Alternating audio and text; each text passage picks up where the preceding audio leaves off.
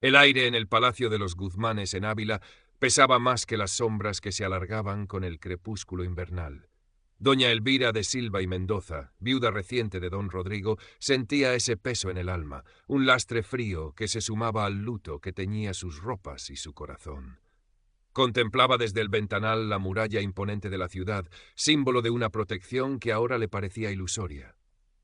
Apenas unas semanas habían transcurrido desde el entierro de su esposo y la soledad ya era una compañera demasiado íntima. La visita de don Álvaro de Aguilar, el conde, no hizo sino acrecentar su desasosiego. Sus palabras, envueltas en un manto de falsa condolencia, eran como dagas untadas en miel.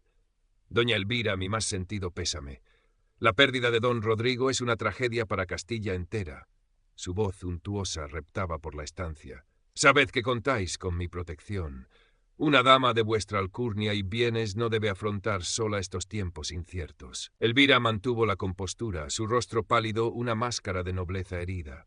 Agradezco vuestra preocupación, conde, pero confío en la justicia divina y en la lealtad de quienes sirvieron a mi esposo. Los ojos pequeños y fríos del conde la escrutaron, una sonrisa apenas perceptible jugando en sus labios. La lealtad, mi señora, es un bien escaso, y la justicia divina a veces tarda demasiado. No os preocupéis, yo velaré por vuestros intereses. Quizás, con el tiempo, podamos incluso unir nuestros destinos para fortalecer ambas casas. La insinuación era clara, repulsiva. Elvira sintió un escalofrío. Sabía que el conde codiciaba las tierras y la influencia de los Guzmán, y ahora a ella misma. Desde un rincón discreto, Gonzalo de Acuña, el escudero que había servido con devoción a don Rodrigo y ahora a su viuda, observaba la escena. Sus facciones, marcadas por una seriedad que trascendía sus 28 años, no revelaban la tormenta que se agitaba en su interior. Cada palabra del conde era un insulto a la memoria de su señor. En su mente resonaba el juramento hecho a don Rodrigo en su lecho de muerte, un susurro febril pero cargado de urgencia. Protege a Elvira, Omar, protégela de los lobos. Ella es la depositaria de nuestra esperanza. Omar ibn Hassan, el nombre que Gonzalo llevaba oculto bajo la piel de un cristiano viejo, era una herencia de fuego y pérdida. La de una familia morisca que lo había perdido todo menos el honor y la lealtad a quienes, como don Rodrigo, les habían ofrecido amparo. Cuando el conde se retiró, dejando tras de sí un rastro de amenaza perfumada, Elvira se derrumbó en un sillón. Gonzalo se acercó, su presencia silenciosa era un consuelo tácito. «Mi señora, no estáis sola». Ella alzó la vista, sus ojos verdes empañados. «Lo sé, Gonzalo, pero el conde, su sombra es demasiado larga. Temo que la muerte de Rodrigo no fuera un simple lance de bandoleros, como quieren hacernos creer». Gonzalo asintió gravemente. Él también lo sospechaba. Don Rodrigo había sido un hombre justo, un reformista discreto que se oponía a la creciente tiranía de nobles como Aguilar. Días después, mientras ordenaba los papeles de su esposo en la vasta biblioteca del palacio, Elvira encontró algo inusual. Dentro de un ejemplar de las etimologías de San Isidoro, un libro que don Rodrigo consultaba a menudo, halló una delgada lámina de pergamino doblada. Contenía una serie de símbolos extraños y una frase en latín: «Veritas in umbra lucet», la verdad brilla en la sombra. Su corazón dio un vuelco. ¿Sería esta la pista que tanto anhelaba, la llave para desentrañar el misterio de la muerte de su esposo? Mostró el pergamino a Gonzalo. Don Rodrigo era un hombre de secretos, pero siempre por una causa justa, murmuró él, sus ojos oscuros fijos en los símbolos. Debemos ser cautos. Si esto es lo que creo, estamos en mayor peligro del que imaginamos. Comenzaron su investigación con sigilo. Elvira, con su conocimiento de los hábitos de su esposo, y Gonzalo, con su astucia y su capacidad para moverse por la ciudad sin ser notado, intentaron descifrar el mensaje. Las noches se convirtieron en sus aliadas, mientras la ciudad dormía tras sus murallas. Una noche, mientras Gonzalo montaba guardia en el zaguán, oyó un ruido sospechoso. Varios hombres embozados intentaban forzar la entrada de la biblioteca. Sin dudarlo, Gonzalo los enfrentó. Su esgrima, aprendida en secreto y perfeccionada por años de práctica, era letal y precisa. Los asaltantes, sorprendidos por la fiereza del simple escudero, huyeron dejando atrás a uno de sus compañeros malherido. Elvira acudió, alertada por el estruendo. «¿Qué ha ocurrido?» «Intentaban entrar en la biblioteca, mi señora. Buscaban algo». Gonzalo envainó su espada, su respiración apenas agitada. La mirada de Elvira se detuvo en la destreza de Gonzalo. no era la de un escudero común. La confianza entre ellos se estrechó, pero también creció una nueva pregunta en la mente de Elvira sobre la verdadera naturaleza de su protector. Decidieron buscar ayuda. Elvira acudió a Fray Mateo, un franciscano erudito y anciano, confesor de la familia Guzmán durante años. En la penumbra de la iglesia de San Vicente le relató sus temores, omitiendo los detalles más peligrosos, pero dejando entrever la gravedad de la situación. Fray Mateo escuchó con atención, sus ojos sabios brillando con inteligencia. «Hija mía, la ambición de los hombres es un abismo sin fondo. Don Rodrigo era un faro de justicia en tiempos oscuros. Rezad, pero también sed prudente como la serpiente. Si necesitáis un consejo o un refugio discreto, las puertas de nuestro humilde monasterio de Santo Tomás extramuros siempre estarán abiertas para vos». Gonzalo, por su parte, recurrió a la red de contactos que don Rodrigo había tejido con esmero. Artesanos, mercaderes, incluso algunos moriscos que vivían discretamente en la ciudad, todos ellos leales a la memoria del noble. Obtuvo rumores, piezas sueltas de un rompecabezas que apuntaban cada vez más claramente hacia el conde de Aguilar. Beatriz, la joven doncella de Elvira, de ojos asustadizos pero corazón leal, se convirtió en una ayuda inesperada, vigilando los pasillos del palacio y llevando mensajes con discreción. La presión del conde se hizo insostenible. Sus hombres seguían a Elvira y a Gonzalo abiertamente. Una tarde, mientras regresaban de una visita sigilosa a un antiguo escribano de don Rodrigo, fueron emboscados en un callejón estrecho cerca del Arco de San Andrés.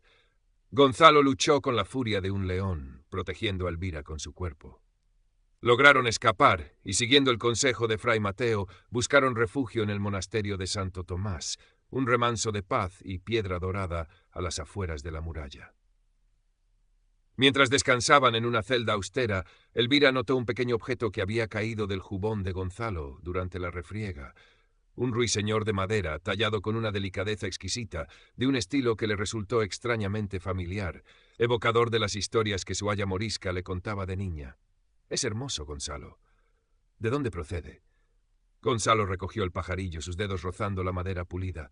Por un instante, una emoción insondable cruzó su rostro. «Un recuerdo de mi tierra, señora. Mi tierra». No dijo cuál.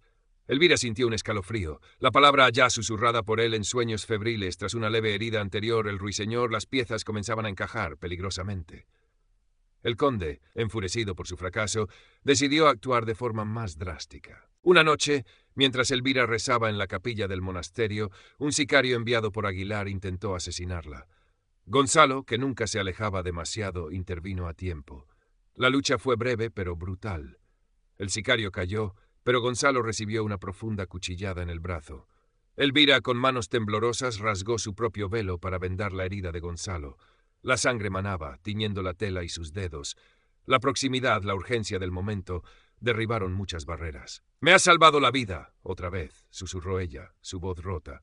Los ojos de Gonzalo, oscuros y febriles, se encontraron con los suyos. «Es mi deber, señora, mi juramento». En ese instante, bajo la mirada de los santos de piedra, Elvira comprendió que el lazo que los unía era más profundo y peligroso de lo que jamás hubiera imaginado. La sospecha sobre la verdadera identidad de Gonzalo se convirtió en una certeza dolorosa y atrayente. Con la ayuda de Fray Mateo, quien poseía conocimientos de lenguas antiguas y criptografía, lograron finalmente descifrar el enigma del pergamino. Las anotaciones en el libro de San Isidoro, combinadas con el pergamino, revelaban la existencia de un compartimento secreto en la biblioteca del Palacio de los Guzmán. Allí, don Rodrigo había ocultado documentos que probaban la conspiración del conde de Aguilar no solo contra él, sino contra otros nobles leales a la corona, además de la ubicación de un testigo clave, Bartolomé, un antiguo escribano del conde, a quien don Rodrigo había ayudado a esconder. Pero la alegría del descubrimiento se vio empañada por una amarga traición. Don Lorenzo, el administrador de los bienes de Elvira, un hombre en quien ella había depositado su confianza, resultó ser un espía del conde. Había estado informando de cada uno de sus movimientos. «Debemos actuar rápido», dijo Fray Mateo. «El conde sabrá pronto que estáis cerca de la verdad. He enviado un mensaje al corregidor de Ávila, don Sancho Dávila, un hombre de probada rectitud, pero necesitará pruebas fehacientes». El plan era arriesgado. Volverían al palacio, accederían a la biblioteca y recuperarían los documentos, y si era posible, contactarían con el escondite de Bartolomé, que según las notas de don Rodrigo se encontraba en una casa segura dentro del barrio judío, ahora casi desierto. Fray Mateo organizaría una distracción en otra parte de la ciudad para alejar a algunos de los hombres del conde, mientras que Beatriz intentaría hacer llegar un segundo mensaje al corregidor una vez tuvieran las pruebas en su poder. La biblioteca del Palacio de los Guzmán era un santuario de silencio y sabiduría, ahora convertido en el epicentro del peligro. Las altas estanterías, repletas de volúmenes encuadernados en cuero, parecían observar con expectación. Siguiendo las intrincadas instrucciones de don Rodrigo, Gonzalo localizó un panel oculto tras una sección de historia antigua. Al presionarlo, una pequeña puerta secreta se deslizó, revelando un hueco oscuro. Dentro encontraron un legajo de cartas selladas y un diario detallado. Eran las pruebas irrefutables de las maquinaciones del conde, sus planes para asesinar a don Rodrigo, sus sobornos a oficiales, sus pactos con bandoleros para sembrar el caos y culpar a sus enemigos. También había una nota con la dirección exacta de Bartolomé. «Lo tenemos», susurró Elvira, sus manos temblando al sostener los papeles que podían significar la justicia para su esposo y la caída de su enemigo. Pero su triunfo fue efímero. La puerta principal de la biblioteca se abrió de golpe. Don Álvaro de Aguilar entró, flanqueado por don Lorenzo, el administrador traidor, y una docena de sus hombres armados. Una sonrisa cruel se dibujó en el rostro del conde. «Vaya, vaya. Parece que habéis estado muy ocupados, doña Elvira. Y vos, fiel escudero, o debería decir algo más. Don Lorenzo me ha mantenido muy bien informado. La trampa se había cerrado. Entregadme esos papeles, señora», ordenó el conde, su voz ahora despojada de toda cortesía, «y nadie saldrá herido, innecesariamente». Elvira apretó los documentos contra su pecho. «Jamás, villano. Estos papeles verán la luz y vuestras infamias serán conocidas». Gonzalo se interpuso entre Elvira y el conde, desenvainando su espada. «No tocaréis a mi señora». La biblioteca se convirtió en un campo de batalla. Gonzalo luchó con la desesperación de quien protege su bien más preciado. Su espada era un relámpago de acero, sus movimientos precisos y mortales. 2 hombres del conde cayeron, pero eran demasiados.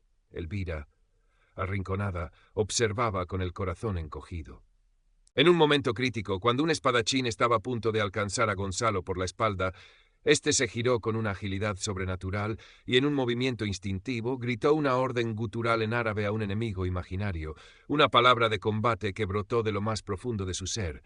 «¡Ya, ya!». El silencio cayó por un instante, denso y cargado. Los hombres del conde se detuvieron, desconcertados. El propio Aguilar miró a Gonzalo con una nueva luz en sus ojos, una mezcla de sorpresa y comprensión maliciosa. Así que eso era un perro moro disfrazado de cordero cristiano. ¡Qué ironía! La noble doña Elvira protegida por un infiel.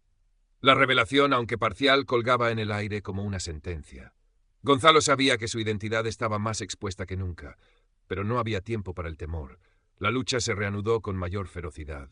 En medio del caos, Fray Mateo, que había anticipado la traición de don Lorenzo, apareció en el umbral de la biblioteca, no solo, sino acompañado por varios frailes robustos armados con gruesos bastones. La distracción que había planeado en la ciudad era solo una parte. Su verdadera intención era intervenir si era necesario. «Dejad en paz a esta mujer y a su servidor, conde», tronó la voz del fraile. «Vuestra impiedad ha llegado a su fin». Mientras los frailes contenían a algunos de los hombres del conde, Beatriz, valiente y decidida, se deslizó por una puerta lateral que Gonzalo le había indicado, llevando consigo una copia de los documentos más importantes que Elvira había logrado pasarle discretamente durante la confusión. Su misión, alcanzar al corregidor a toda costa. Elvira, aprovechando la momentánea ventaja, se enfrentó al conde. «Vuestros crímenes han salido a la luz, Aguilar. Las pruebas están a salvo y en camino hacia la justicia». El rostro del conde se crispó de rabia. Intentó abalanzarse sobre Elvira, pero Gonzalo, aunque herido en una pierna, lo interceptó. La lucha final entre ellos fue breve y brutal. Gonzalo, impulsado por la adrenalina y la desesperación, logró desarmar al conde justo cuando las puertas de la biblioteca se abrían de nuevo, esta vez para dar paso a don Sancho Dávila, el corregidor de Ávila, y una escolta de alguaciles. Don Álvaro de Aguilar, quedáis arrestado en nombre de sus majestades los reyes por traición, asesinato y conspiración, anunció el corregidor, cuya llegada oportuna se debía al primer mensaje de Fray Mateo y la posterior confirmación de Beatriz con las pruebas. El conde, derrotado y desenmascarado, no ofreció resistencia. Su imperio de terror se había desmoronado. Don Lorenzo también fue apresado. Los días que siguieron fueron un torbellino de investigaciones y testimonios. Bartolomé, el escribano, fue encontrado y su declaración selló el destino del conde de Aguilar. La inocencia y el honor de don Rodrigo de Guzmán fueron proclamados públicamente. Ávila respiró aliviada al ver caer al tirano. Doña Elvira había recuperado su paz, o al menos una parte de ella. El legado de su esposo estaba a salvo. Pero en medio de la justicia restaurada, una nueva pena se anidaba en su corazón. Una tarde en los jardines del palacio, ahora serenos, se encontró con Gonzalo. Él se había recuperado de sus heridas, pero una sombra de melancolía velaba sus ojos oscuros. «Mi señora», comenzó él, su voz teñida de una formalidad dolorosa, «ahora que el conde ya no es una amenaza y el nombre de don Rodrigo ha sido limpiado, mi labor aquí ha concluido». Elvira sintió un nudo en la garganta. «Gonzalo, Omar», pronunció su nombre verdadero en un susurro, un reconocimiento tácito de todo lo que había entre ellos. «Os debo la vida, la justicia de mi esposo, todo». Él la miró, y en esa mirada ella vio el amor profundo que él sentía, un amor tan imposible como el suyo propio. «Yo solo cumplí mi juramento, doña Elvira, y protegí lo que más valoraba don Rodrigo. Ambos sabían que, a pesar de la caída del conde, la sociedad no perdonaría su unión. Un morisco, por noble que fuera su alma, y una dama castellana de alta cuna. La Inquisición acechaba, y la sombra de la sospecha sería una constante amenaza para ambos si él permanecía a su lado. «Debo partir», dijo él finalmente. «Mi presencia aquí solo os traería más peligros. Y debo encontrar mi propio camino, quizás luchar por mi pueblo, por la justicia que también a ellos les es negada». Elvira sintió, lágrimas silenciosas rodando por sus mejillas. Comprendía. Era el sacrificio final, el más doloroso. «Que Dios os guarde, Gonzalo, Omar. Llevad esto», le tendió el pequeño ruiseñor de madera que él había perdido y ella había guardado, como recuerdo de una lealtad que nunca olvidaré. Él tomó el pajarillo, sus dedos rozando los de ella por última vez. «Y vos, mi señora, sed feliz. Merecéis toda la paz del mundo». Se inclinó profundamente.